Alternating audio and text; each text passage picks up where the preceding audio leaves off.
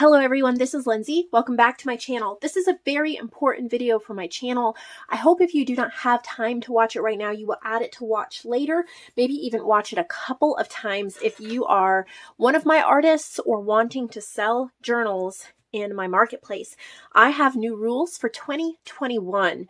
So these will take place or go into effect now from any journals sent to me as of now. So November, middle of November, since when you see this video, week before Thanksgiving.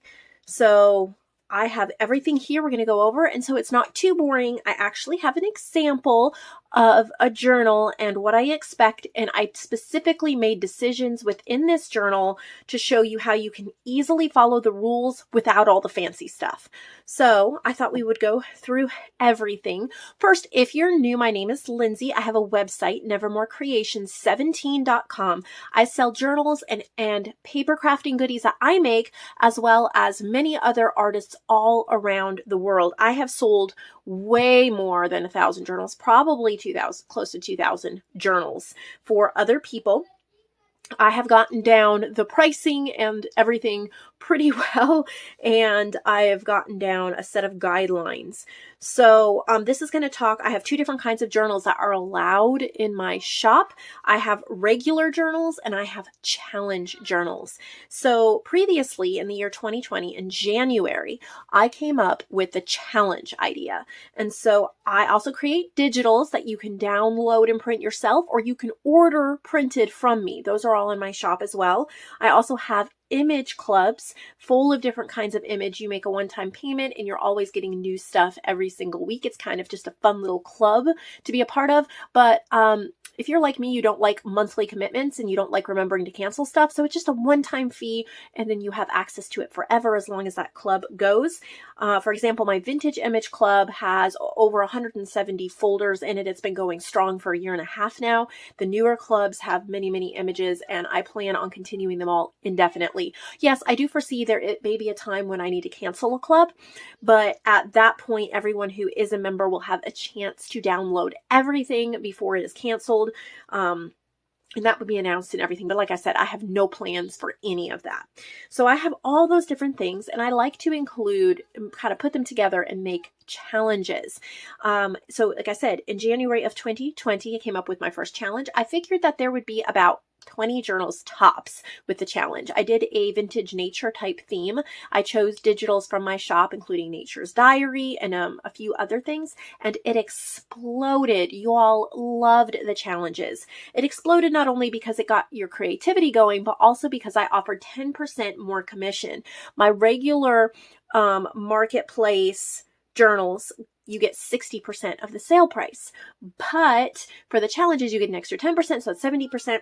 And it exploded. Like I get 50, 60 plus journals a month, more than I could show in good time and still show the regular journals. Another thing that it did is we would wind up with like 60 tea themed journals, and it's hard to sell a whole ton of the same theme. So even though it was wonderful to see all the different ways you could make a journal with the same digitals, I think we can still accomplish that on a smaller scale while still providing more people to be able to be shown on the marketplace. Because if you all have followed me for a while, you know that, hopefully I'm still filming. Okay, something popped up on my phone. You know, I had emergency surgery, gallbladder surgery in January, and everything got mixed up in the marketplace, and it still is not sorted out. I mean, it's sorted out, but I haven't been able to catch up. So as of, we're almost done showing October challenge journals from 2020, and then I'm going to go through the regular marketplace journals, and we will get right into challenge 1. I'm not doing January challenge, March challenge, or whatever anymore. I'm just challenge 1, 2, 3. If we only get to 4 challenges in 2020, that is fine. I don't want to announce another challenge till I'm near the end of the previous challenge so that people can get shown in a good time. That does not mean you can't still send in regular marketplace journals and be added to the list. Also, another reason why people got really, really excited about my challenge journals was that they got priority showing. So if you sent a box with priority journals or with challenge journals, your journals in that box would get shown before everybody else is on the wait list. Well, that was a nice idea, but it really got taken advantage of. Not I don't mean that as a bad thing. I'm not blaming anybody. If anything, I need to blame myself because I didn't realize this was going to explode so big. But somebody would send 1 or 2 challenge journals and then have a giant box full of other journals. They would all get shown, and other people have been waiting for like several months to get their journals shown. I don't think that's fair, but I didn't know how to fix it. I spent a lot of time thinking about it, and I have come up with lots of details that we're going to go over that I hope will be a little bit more even keel for everybody and more balanced. So challenge 1, it's been announced. It is due January 31st. If you do not already have my address, then you can message me on Facebook, email me, and I can send you that address. And I will have a limit of 2 challenge journals submitted per artist. That does not mean you can only send me 2 journals. It does mean, however, that this challenge, which will is a peacock theme. The first challenge is peacock and blues and purples and florals. That's the first challenge of 2021. And I'll go over the digitals for that challenge when we get through all of these. We'll talk more in detail about the first challenge, like what exactly it will look like. However, this is going to be a really long, rambly video, and then I'm going to go through this journal in detail, showing you why I did what I did and how everything I did, even though it is simple, follows all of these guidelines.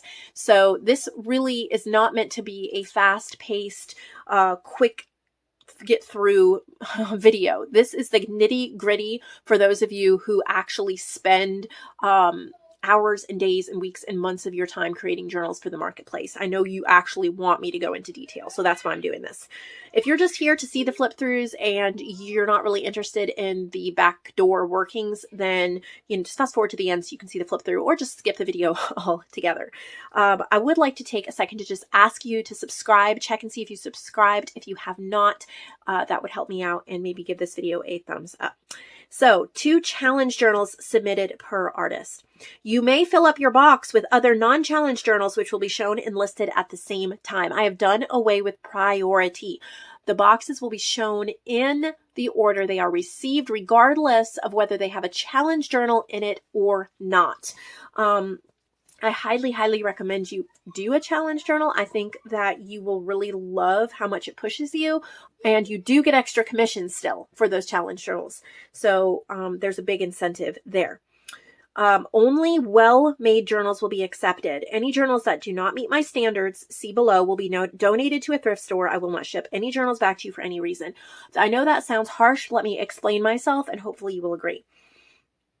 There have been some artists that I have dealt with. The majority of them are absolutely amazing, but there are some that I've had to talk to multiple times about different issues, and the issues don't really get fixed, or they kind of fix that. It's like you're squeezing something out. You're squeezing and it's coming out everywhere, and you're trying to like stop it coming out there, and it comes out here, and you're trying to stop it there and it comes out here. And it's just like issue after issue after issue. And I wind up listing journals that I do not think are sellable in my shop. That is not a cut on, it just might not be the right fit for my shop. It might be poorly sewn together, falling apart, slapped together.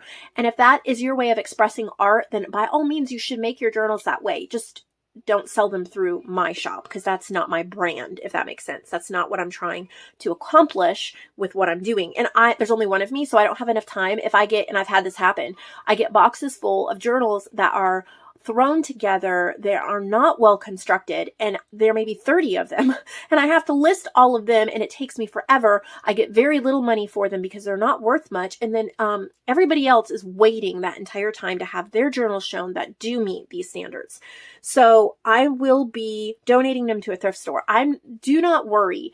If I don't want you to be like, oh, Lindsay's just going to be donating all of my hard work journal. No. This is going to be for specific violations. That this isn't just going to be like, oh, whoops, I accidentally had 58 pages instead of 60 pages. Lindsay's going to donate my journal.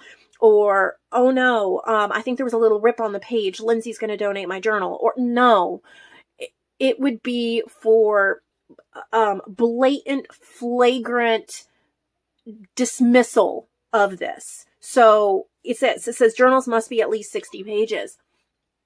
But if I'm not going to be super mean about this. I may be able to, if they're beautifully done, I may be able to combine 2 or 3 of them together as a set. Or if you just sent one of them and it's like a 20-page, I've had that happen. It's like a booklet and it might be cute, but I'm not going to list it. I might put it in with another journal as a thank you or something like that. If the journals are falling apart, slapped together, not following these rules, then yes, they will just be donated to a thrift store. And if somebody else wants to do something with them, fine. I don't have the time to contact people, ship back, even at your cost, which the policy has been. I don't have time to do that. I have to find the contact information. I would rather keep showing people's journals, getting people their money, and using my time wisely. So that make sure they're well made, because you're not going to see them again once you get them to me. All right. Do not include any extra goodie bags with your journals. You may, however, have an envelope or paper bag inside the journal that fits flush with the journal. No sticking out over the edges of the journals with ephemera to decorate the journal with. Let me explain this. Several times, many times, I've gotten gorgeous journals that have goodie bags, and the goodie bags are just put on top of the journal or tied on top of the journal or shoved in the journal. The journal's bowing out, it's sticking out, it's getting crushed, it's getting ruined. It's hard for me to keep bags together with a journal. I need to keep things together, and I have, for example, I think this might help you guys. Here's one of my blue bins that I store journals in. It's just a dollar store bin. And you can see here, all of these are listed. They're ready to be shipped, or they haven't been purchased yet. Okay. So trying to keep bags of goodies with each journal, it's not easy, and I don't have the room for it. And even if I try to put it inside the journal, a lot of times it's damaging the journal because the spine isn't meant to cover that. It's going to ruin the journal. And then if it's sticking out over the edges, it gets crushed.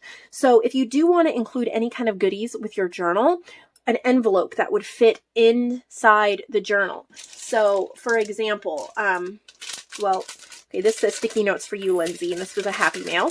And there's too many sticky notes in here, obviously, to put in that. But we're going to use this bag as an example, okay? So if I have a goodie, let's say this is ephemera, and I've put in, 3, 4, 5, 6, 8, whatever, pieces of ephemera in my little bag. It's so cute.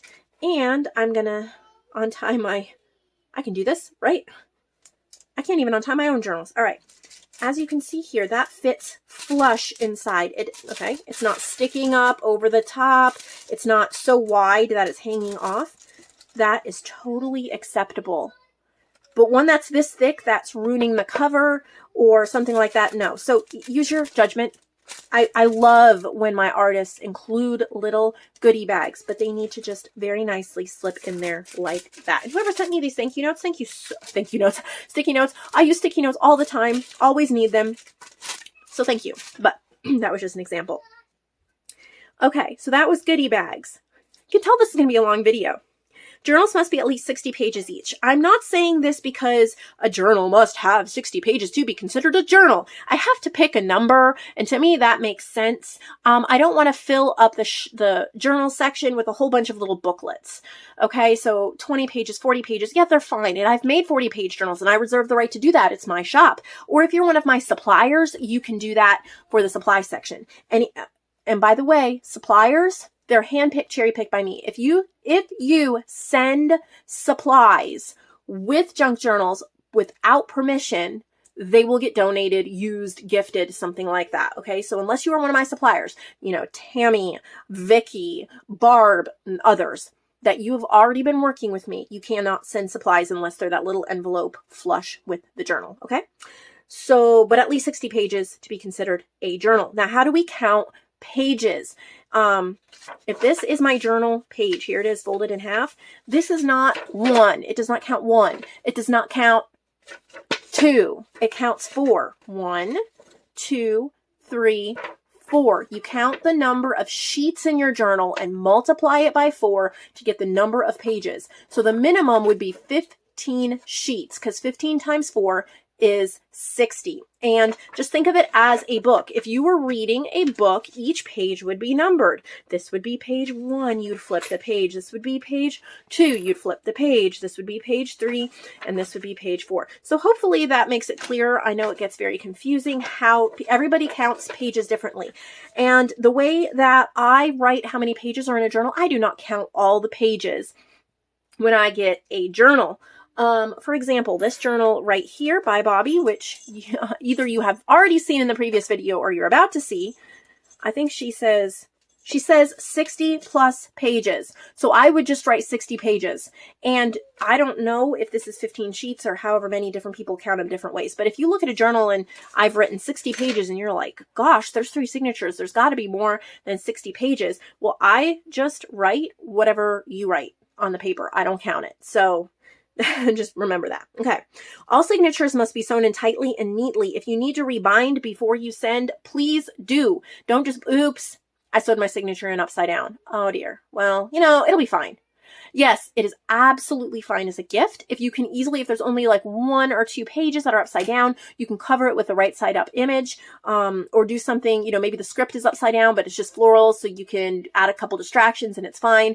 But I mean, make sure they're lined up pretty well. Don't have one signature sticking way out over the other signatures. It doesn't have to be perfection.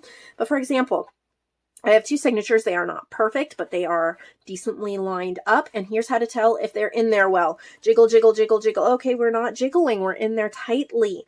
Make sure that happens. If the signatures are really bad, wiggling really badly, tearing, I will make my own decision and mind up whether I actually list it in the shop or I donate it. So double check your signatures. If your signature is like wiggle, wiggle, wiggle, super loose, snip it, sew it back in before you send it, because this is actually a shop. This is a store. This is a handmade boutique. It's not just, I can say, it's a junk journal, therefore the signatures can be loose. And yes, there is truth to that, but I have so many artists now, dozens and dozens and dozens of artists. So I have to really stricken up, is that a word? Make the rules more strict so that, I can show the best of what y'all have to offer. Okay. All journals must be embellished. No, I'm not taking naked journals anymore. Now embellished, and we'll go through it in a minute with this. I'll show you an acceptable level of embellishment. Embellished does not mean I've had to crochet and I've had to add tons of lace on every page and 50 million journal cards and stamping and stenciling and spraying. No, that's not what I said. Embellishing means you need to add some embellishments, and you'll see an idea of a very simply embellished journal. Okay. I used to say naked journals with ephemera on the side or naked journals were fine, but I would rather, what ends up happening is I get boxes of mostly naked journals or boxes with just a few things thrown in, and I can tell that they spent all their time putting the books together instead of making each book unique and special. So think boutique. Okay. So that'll help me out there. No blank journals and no blank white pages. When we go through this journal in a minute, you will see what I mean by that, because I have done an example for you in here. Blank coffee dyed or colored pages are okay. So it's not no blank pages. And you'll see that in here when we go through it in a minute. It's no blank white pages. So I'll go through all that in a minute, okay? You will see 60% commission on non-challenge, 70% on challenge. We've already talked about that. Let me just mention one thing. If you see your journal listed, say it's for $20.99, $20.99. Whenever you see the 99 cents, you do not figure that. That is my shipping and handling cost. It helps with shipping costs. It helps with buying. Remember, I ship them out. So I need to buy, poly mailers, and I need to buy paper for labels, and I need to buy packing tape, and a lot of times shipping does cost more. A lot of times the shipping is $5.99, and there are many times where it's $5.99, but it costs me $9 to ship it, and so it kind of helps with that. So you would get 60% of the 20 or 70% of the 20 if it's a challenge journal. What happens if you send 4 challenge journals? Will I honor it, even though I said only 2? No, I won't.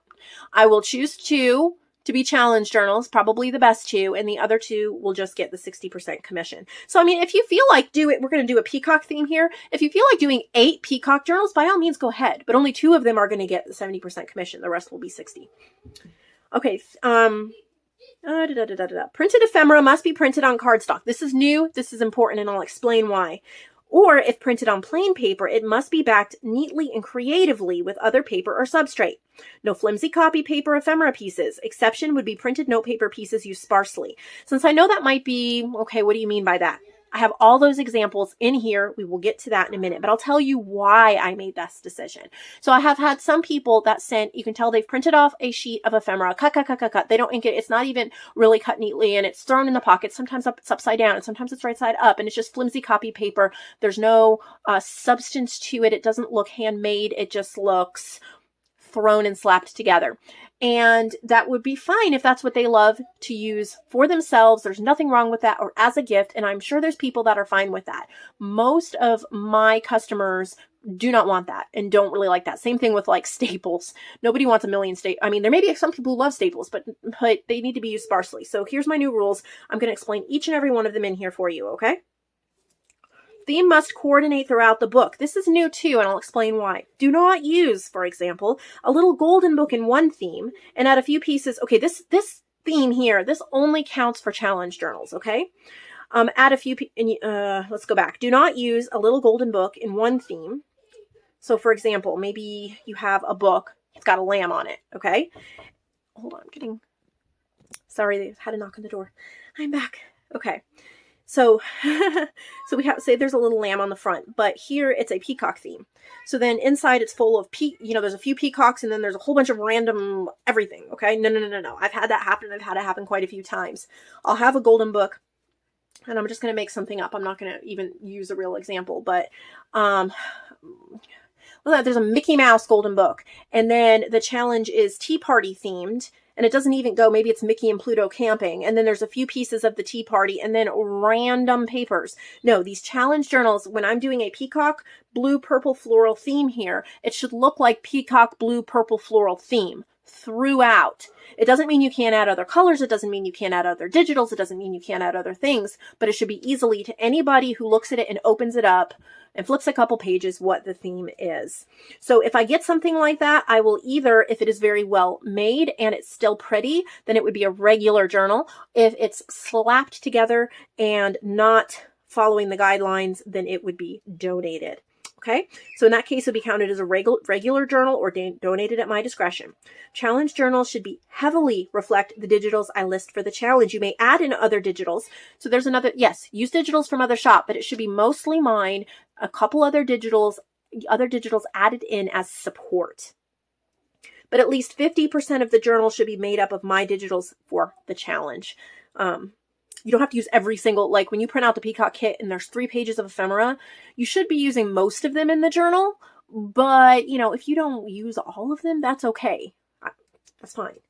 Non-challenge journals follow the same above guidelines, but you're free to do whatever theme or combination of themes you want. No modern TV or movie themes allowed. Think Harry Potter. So no Harry Potter, nothing modern TV, movie. Okay. For copyright reasons. I just like to be careful about that. Now you can use some of the Disney, little golden books and stuff like that, but just be careful when you get into the real, like, new stuff. I don't like to do the real new stuff. Non-challenge journals should also be embellished or unique enough that they don't need to be. Think unique, be different, be you. Non-challenge journals, yes, they should be embellished, and I'm going to show you here. Or unique enough. There could be an example where you're using an incredible array of papers that pretty much does the embellishing for you. I set the prices for all journals. Never send me a journal that you have to get a certain price for. I've had people message me, oh, you're lowering the price on my journal. Oh, I hate to see this. Oh, I need to get this much. You listed my journal for $30. I think I should get more. And that's rare. It rarely happens, but it has happened more than once by more than one person in the past 2 years. So, this is not about making money. This is about putting our art into the world. If we get a little bit extra money, that's great. If it does happen, it's an added plus. So, the goal of the marketplace is not to make a lot of money or recoup the cost of supplies. That's another thing I heard. Well, that didn't even cover the supplies I put in. I don't know how much you spent on supplies. Maybe on eBay, you bought the postcards you put in there and you paid $50 for them. And I don't know that. Okay, so I don't go through how much do I think she spent in supplies. I price it by what I think I can sell it for. And that is years of experience and multiple several hundreds and hundreds and hundreds and hundreds and close to 2,000 journals sold. So that's where I get that for. And also there are cycles. So what I might be able to sell a journal for 1 month, I won't be able to 3 months later. I've really been learning the cycles, and I just kind of go by my gut and my feel. So if you have a journal with me and you're like, oh my goodness, yay, I sold this journal for $70. I'm so excited. I can make $70 a journal. And then you make another journal and it gets listed for 50, or it gets listed for 30. And you're like, what in the world? You have to take into account cycles. I'm paying attention to what people are buying in my shop and how much they're willing to pay and how long the journals are sitting. I do not have storage space to store all the journals till they sell at full price. So, the goal of the marketplace is to get our art out into the world and have an outlet for what we make. Also, I usually lower the price $1 to $2 a day, most days of the week until it sells. So think of it, have you ever been to those, like bargain bins or something where everything is $5 one day and the next day it's $4, the next day $3 until it sells? It's something like that. And the reason I do that is just to keep inventory moving. I would have 200 journals listed at the same time if I kept everything at $80. So that's why. And remember, it's to get our art out into the world. If you need to make money, if this is your job, then you need to open an Etsy shop and you need to handle it yourself. That's not what I'm here for. I'm here for the artist who loves to make journals and paper craft like projects, but has no outlet. So you would make journals regardless of if I sold them or not. And you would have piles of journals regardless of if I sold them or not. And I'm helping you get them out into the world to be loved. And then if you get an extra 10, 20, 30, 50, $80 for it, yay you. All right.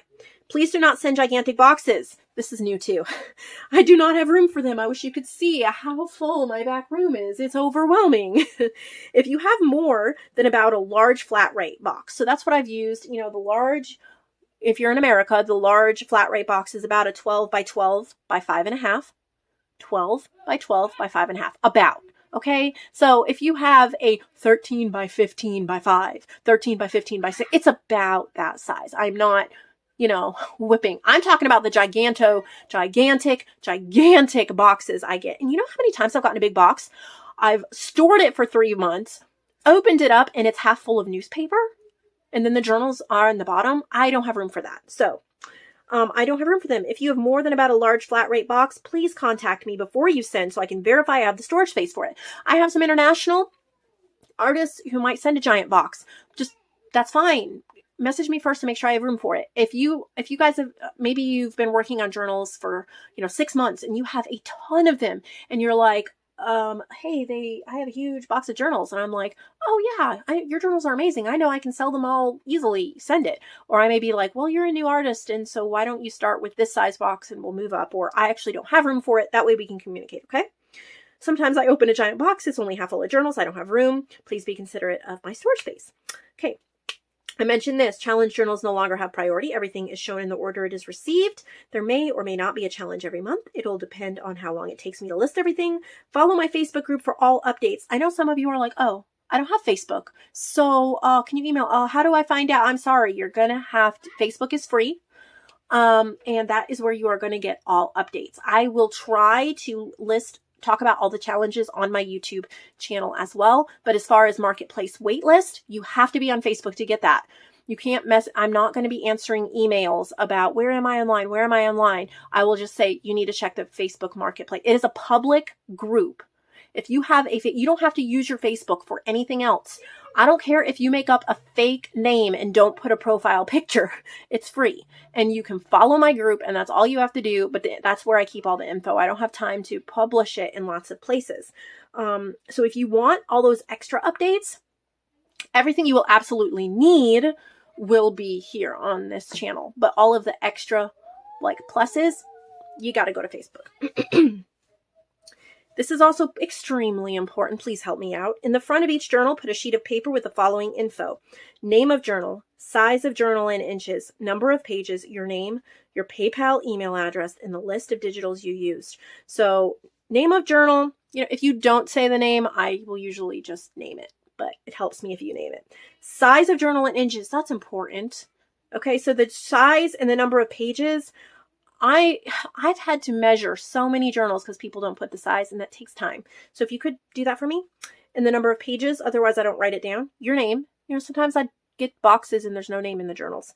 Your PayPal email address, even if you're like, oh, I've sent it before, she has it. Sometimes PayPal does this really, really annoying thing where they all of a sudden seem to forget you exist, and I type in your name and you don't pop up. So that would help me out. And then the list of digitals you used in the journal. This is very, very important for the challenge journals. I need to know you followed the challenge. But otherwise, please try to credit the main shops and artists you use if possible. That's not a deal breaker. But if you know, oh yeah, I used My Porch Prints, or I used, whatever, and I used a lot of that. Like, oh, I used one item from this shop. You probably don't need to list it. But if you're using a lot from a shop or two, then yeah, that would be incredible. It helps other people be able to find it. It helps support the community. All right, so here's the fun part. Here's the following digitals, and I've changed up things. There's no more pick 3 out of 5 digitals or whatever, because what's happening sometimes is I think people are not picking enough. This way you have to have everything. There's only 4 though, and you have to have all of them in each journal. It doesn't mean you have to use every single image from each journal, but you have to have something from all of them. So there's going to be Pretty as a Peacock. And this is printed out from Facebook. These are all clickable links. So if you're on Facebook, you can click them, okay? Periwinkle Blooms, Papers, and Elements. Grungy Ombre Florals. So this is a kit. So there's 12 journal pages, and there are 3 ephemera pages. Or maybe it's 10 journal pages. I don't remember. The Blooms and Papers, there's 6 papers and then a few elements, so a few pockets and tags. Grungy Ombre, I think there's 10 or 12 pages there. Blue and Purple Ephemera Folder and Vintage Image Club. There are times when you're going to need to have the different clubs to participate in the challenges, but again, like I said, it's a one-time payment. So Vintage Image Club, you're going to need to use the Blue and Purple Ephemera Folder. And I did think of this, and so I thought I would just mention it. Usually every time I add a folder to Vintage Image Club, I post a freebie on Facebook and just one image. No, you can't just use that one image and then not buy Vintage Image Club for the challenge. Yes, you can use those images any time you want. They're free, but it's not enough for the challenge. You're going to actually have to use more of the ephemera than just the one freebie. So that was a mouthful. If I didn't cover anything where you still might have questions, that's what my email's for. Or message me on Facebook. Messaging me on Facebook works really well because I can get back to you a lot easier. All right, so I made this journal to explain what we were looking at, okay? So it is a smaller journal. It's not a 9x6, but it's not super tiny. I don't want like little teeny beanie tiny journals. They get lost. But this is about as small as I'd probably want you guys to go. This is a vintage Telltale. It's just a little cover. It didn't have a spine, the poor thing. It didn't have any book pages, the poor thing. I got the cover from, I think it was Feed the Birdies Instagram. Check her out. Love her to death. She has the best stuff. She's kind of an estate sale hunter. So I left the cover. I made my own little spine, doubled up some cereal box cover, covered it with fabric or wallpaper. Best way to reinforce spines. They last. And then I've added a little embellishment on the cover. I really, really, really highly recommend you embellish your cover. Don't just have plain paper or plain fabric. They don't sell as well. People want unique. Unless it's a really, really, really unique paper or a really, really, really unique fabric. So I've left the vintage. This journal is actually for sale in Lindsay's Handmade. So if you like it. So what I've done here, it has 12 sheets in each signature. So there's well over 60 pages in here. And you can see with the embellishing, printed on cardstock. I've used wallpaper. So here's where I've had white paper. And what I've done is I've used persimmon ink. I like that color. And I've inked on the white edges to make it stand out. I've embellished a little bit there. I used a lot of pages from Modern Maiden Image Club. And I did that because it's very modern. I thought it was cute with a little lamb. And then I've added this strip of washi here because when this white side was put there, you could see white and white. And I wanted to break that up. I've done stamping. Now this is printed on, well, it is premium paper, but for all practical purposes, a copy type paper. But it's like a little book page, okay? And I've inked up the edges on both sides. It's meant to kind of be, you could fold it in thirds or write on it as a note paper, all right? So that's okay if you have a couple of those, not too many. And I've done pretty different stamping, added onto the pages. Here's a white page, but I've really covered it up with a pocket and some vintage paper. I've done cute little surprise things, some from Vintage Image Club. I've done stamping. I've tried something new. I've added eyeshadow to the butterfly. Different pages. See, here's blank pink, a blank pink page, a blank lined green page. Okay, here's blank white. I've inked the edges and then added a really pretty journal card. And look at how well it goes. You don't think, oh, somebody's just slapping pages together. It looks like it was supposed to be that way. More, a little playing card. I've inked the edges. I've done stamping and stenciling. And then this was just printed on paper, so I backed it with some green paper, stitched around it, made a cute little durable piece of ephemera there. As you can see, it's not over embellished. I even inked the edges of the stickers instead of just slapping them on because I knew I was going pretty minimalistic with this. Done a little bit of spraying, a little bit book page clipped on there. It is pretty minimal. This is also just on plain paper, but I'm putting it with, this is a sticker, a thicker sticker. I've inked the edges a little bit, and so that's, you know, acceptable. I have an envelope, cute little Modern Maiden. A lot of these pages are from Modern Maiden. I have a big pocket here. Again, a piece of ephemera. It was printed on regular paper, so I backed it with green paper. Some little stickers, book pages. So this is about what you should strive for as a minimum. You can see blank page, but it's green cardstock, something different. It has a purpose. I've inked the edge of this guest check so that it stands out from the white paper behind it. So you don't just have like white on white. You know, think about the little things like that. You don't have to take hours to decorate, but sometimes it's just the little things that you add that make all the difference in the world. Like a little bit of handwriting I wrote, happiness. Uh-oh, are we glued down? Or just, you know, a doily, some little stickers. And then she wrote her name there too, Mary Beth. So this is about an idea of a perfect minimum journal.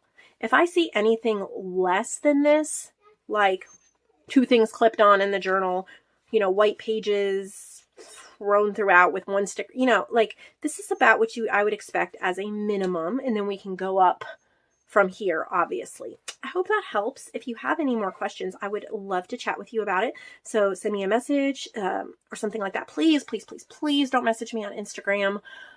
Even ping on Shopify does not work well. I would much rather email or Facebook message. It just works the best for me. I usually send you there anyway if you contact me another way. Thank you so much for watching. I hope this helps. I hope all of this that we went over, you can find this on the announcements section on my Facebook group. Thank you so much for watching. I'll see all of you later.